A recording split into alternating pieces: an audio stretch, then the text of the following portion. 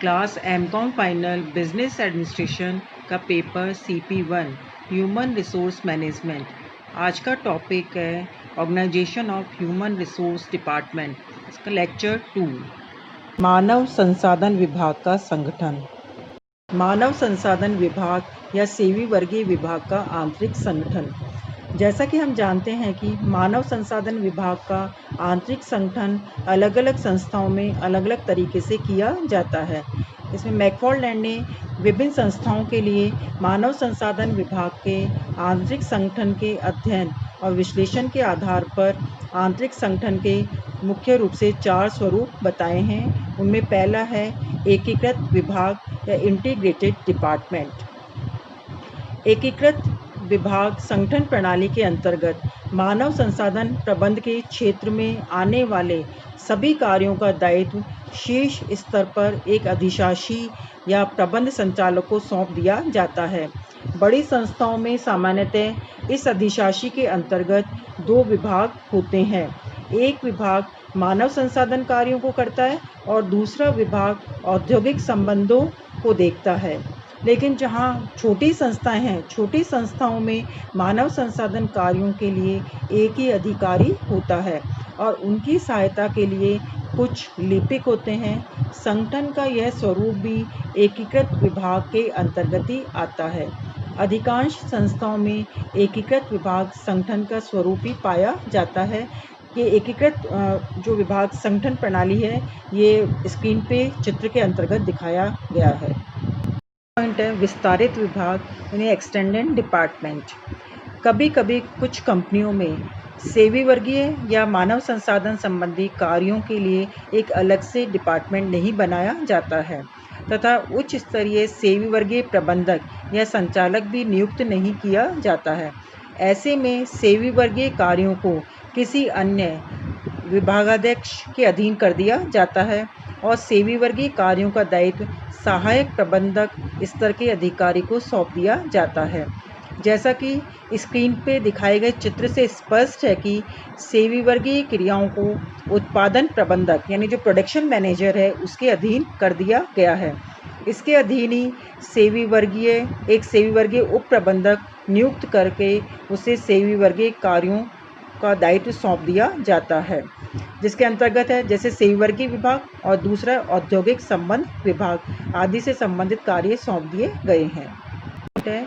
विभाजित कार्य विभाग स्प्लिट फंक्शन डिपार्टमेंट। संगठन का यह एक ऐसा स्वरूप है जहां मानव संसाधन और श्रम संबंध दोनों ही कार्य अलग अलग विभागों या अधिशासियों को सौंप दिए जाते हैं और ये विभाग अलग अलग शीर्ष अधिकारी को रिपोर्ट करते हैं। कंपनियों में या संस्थाओं में विभाजित कार्य विभाग संगठन स्वरूप के पाए जाने के ऐतिहासिक कारण हो सकते हैं। उदाहरण के तौर पे जब कंपनी छोटी थी तो हो सकता है कि मुख्य प्रबंधक स्वयं या उसका सहायक श्रम संबंधों की देखभाल करता हो, लेकिन धीरे धीरे जैसे जैसे कंपनियों का विकास होता गया तो मानव संसाधन विभाग की स्थापना की भी आवश्यकता अनुभव की गई और इस विभाग का अलग से गठन कर दिया गया हो। संगठन के इस प्रारूप में सेवी वर्गीय विभाग के सभी कार्य सेवी वर्गीय विभाग के इससे संबंधित जो विभिन्न प्रकार के कार्य हैं उनको अलग अलग प्रबंधकों को सौंप दिया जाता है और प्रत्येक कार्य से संबंधित एक प्रबंधक या उप प्रबंधक होता है। और ऐसा जो बड़ी संस्थाएं हैं उन बड़ी संस्थाओं में इस प्रकार का संगठन व्यवहारिक होता है, जैसा कि स्क्रीन पे दिखाए गए चार्ट में है। इसमें दिखाया गया है कि सबसे पहले प्रबंध संचालक के अंडर में होता है उत्पादन संचालक, सेवी वर्गीय संचालक और तीसरा है विपणन संचालक। अब सेवी वर्गीय संचालक के अंतर्गत ही जो सेवी वर्गीय विभाग से संबंधित जो कार्य होते हैं उन कार्यों के लिए अलग अलग से एक प्रबंधक को नियुक्त कर दिया जाता है। जैसा कि चित्र में दिखाया गया है कि मानव संसाधन नियोजन और प्रबंधक, नेक्स्ट है प्रशिक्षण और विकास प्रबंधक, फिर है वेतन प्रशासन प्रबंधक, नेक्स्ट है मूल्यांकन प्रबंधक एंड लास्ट है औद्योगिक संबंध प्रबंधक। ये सभी जो प्रबंधक है वो सेवी वर्गीय संचालक को रिपोर्ट करते हैं। पॉइंट है विशेषज्ञ समन्वित विभाग, स्टाफ कोऑर्डिनेटेड डिपार्टमेंट। इस प्रकार के संगठन के स्वरूप में सभी सेवी वर्गीय कार्यों को किसी विशेषज्ञ अधिकारी को सौंप दिए जाते हैं तथा इसके अधीन सभी सेवी वर्गीय विभाग से संबंधित कार्य किए जाते हैं। यह एक प्रकार का क्रियात्मक संगठन है जिसमें सभी को आदेश निर्देश किसी एक फंक्शनल स्टाफ के द्वारा दिए जाते हैं।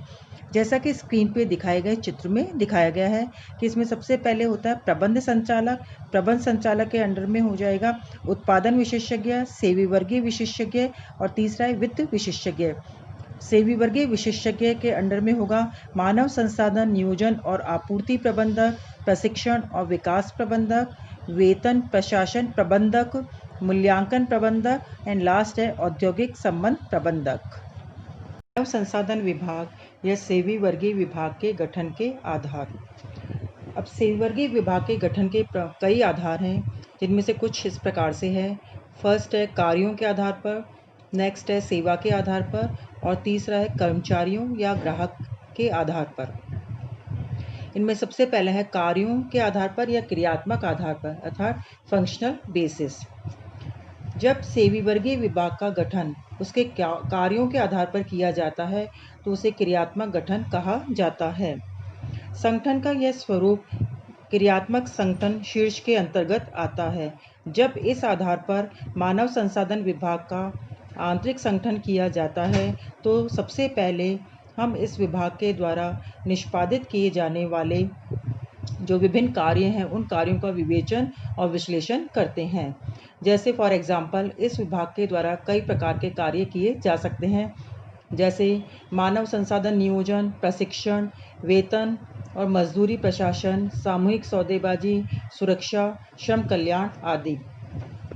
तो इस प्रकार से इस गठन करने पर सभी सेवी वर्गीय दायित्व किसी उच्च स्तरीय संचालक या प्रबंधक को सौंपा जाता है।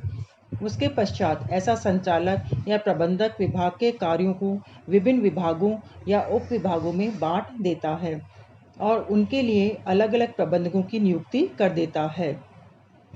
सामान्यतः एक बड़ी, मध्यम और बृहत स्तरीय संस्था में कई प्रकार के प्रबंधकों की नियुक्ति की जाती है, जैसा कि स्क्रीन पर दिखाए गए चित्र में दिखाया गया है। जैसे इसमें सबसे पहले प्रबंध संचालक, उसके बाद में हो जाएगा सेवी वर्गीय संचालक। अब सेवी वर्गीय संचालक के अंडर में कई प्रकार के कई प्रबंधक कार्य करेंगे और ये जो विभिन्न प्रबंधक है सेवी वर्गीय कार्यों का संपादन करते हैं। जैसे मानव संसाधन नियोजन और आपूर्ति विभाग या प्रबंधक, फिर नेक्स्ट है प्रशिक्षण और विकास विभाग या प्रबंधक, नेक्स्ट है वेतन प्रशासन विभाग या प्रबंधक, नेक्स्ट है मूल्यांकन विभाग या प्रबंधक और लास्ट है औद्योगिक संबंध विभाग या प्रबंधक। और ये जो विभिन्न प्रकार के कार्य हैं, जैसे जैसे संस्था का आकार में वृद्धि होती जाती है वैसे वैसे इनके द्वारा किए जाने वाले कार्यों में भी वृद्धि होगी और कार्यों में वृद्धि होगी तो जो प्रबंधक है या जो विभाग है उनकी संख्या में भी वृद्धि होती जाती है। नेक्स्ट पॉइंट है सेवा आधार पर, on the basis of service. जब सेवी वर्गीय विभाग का गठन उसके द्वारा प्रदत्त सेवाओं के आधार पर किया जाता है तो उसे सेवा आधार पर गठन कहा जाता है। इसमें भी सभी सेवी वर्गीय कार्यों का दायित्व किसी उच्च प्रबंधक या संचालक के पास में होता है। वह अपने विभाग के द्वारा प्रदान की जाने वाली सेवाओं के अनुसार विभिन्न विभागों का निर्माण कर लेता है। जैसा कि हम जानते हैं कि जो पर्सनल डिपार्टमेंट है वो एक ऐसा डिपार्टमेंट है जिसे एक और तो अपनी डिफरेंट डिपार्टमेंटल सर्विसेज अवेलेबल करवानी होती है, लेकिन वहीं दूसरी ओर उसे विशेषज्ञ सेवाएं भी उपलब्ध करानी होती है, अर्थात उसे उच्च प्रबंधकों को भी समय समय पर सेवी वर्गीय मामलों से संबंधित परामर्श और सलाह देने की आवश्यकता होती है। अतः इन प्रदत्त इन्हीं सेवाओं के आधार पर इस विभाग का गठन किया जाता है, जैसा कि चित्र में दिखाया गया है। सबसे पहले है सेवी वर्गीय संचालक और फिर सेवी वर्गीय संचालक को 2 पार्ट्स में डिवाइड किया गया है, जिसमें है विभागीय सेवा विभाग और दूसरा है विशेषज्ञ सेवा विभाग। अब विभागीय सेवा विभाग के अंतर्गत वे सभी कार्य किए जाएंगे जो सेवी वर्गीय कार्यों से संबंधित होते हैं। इसमें वही है, जैसे इसमें फर्स्ट पॉइंट है मानव संसाधन नियोजन और आपूर्ति विभाग, फिर है प्रशिक्षण और विकास विभाग, नेक्स्ट है वेतन प्रशासन विभाग, फिर है मूल्यांकन विभाग एंड लास्ट है औद्योगिक संबंध विभाग। अब ऊपर अभी मैंने समझाया था आप लोगों को कि जो सेवर्गीय विभाग है वो एक और तो अपने डिपार्टमेंटल ड्यूटीज़ को पूरा करता है, लेकिन वहीं दूसरी ओर अपनी विशेषज्ञ सेवाएं भी देता है। तो विशेषज्ञ सेवा विभाग का भी अलग से गठन किया जाता है। तो विशेषज्ञ सेवा विभाग के अंतर्गत दो अन्य विभाग हो सकते हैं, जिसमें पहला है सेवीवर्गीय शोध विभाग और दूसरा है सेवीवर्गीय परामर्श विभाग। एंड लास्ट पॉइंट है कर्मचारी आधार पर, एम्प्लॉय बेसिस।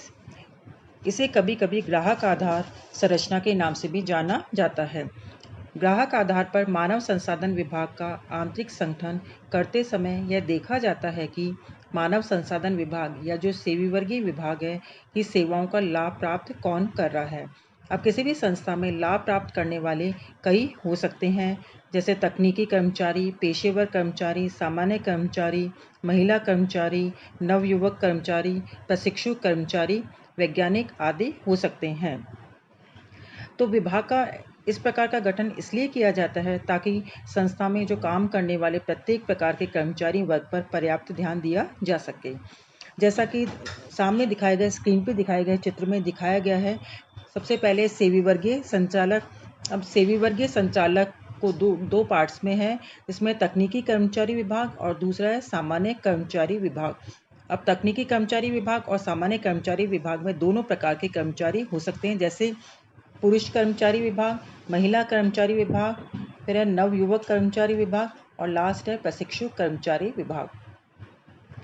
तो इस प्रकार से हमने सेवीवर्गीय विभाग के गठन के विभिन्न आधार या स्वरूपों के बारे में मैंने बताया। अब हमने ये अध्ययन के आधार पर देखा कि जो गठन के विभिन्न आधार हैं, इनकी अपनी अपनी विशेषताएं और अपने अपने एडवांटेज और डिसएडवांटेज हैं। अब किस संस्था को किस आधार पर सेवीवर्गीय विभाग का गठन किया जाना चाहिए, यह उसकी विभिन्न प्रकार की परिस्थितियों पर निर्भर करता है। इनमें संस्था के कर्मचारियों की संख्या, उनके ज्ञान योग्यता का स्तर, विभाग के कार्यों की संख्या आदि प्रमुख तत्व है, जिनके आधार पर सेवीवर्गीय विभाग के गठन का आधार का निर्धारण किया जा सकता है।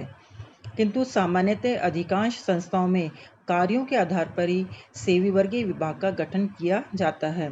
यदि किसी संस्था को कोई आधार अनुपयोगी लगता है तो वह संस्था उन सभी या कुछ आधारों को मिलाकर एक नया आधार भी तैयार कर सकती है तथा अपने लिए उपयोगी संगठन संरचना बना सकती है।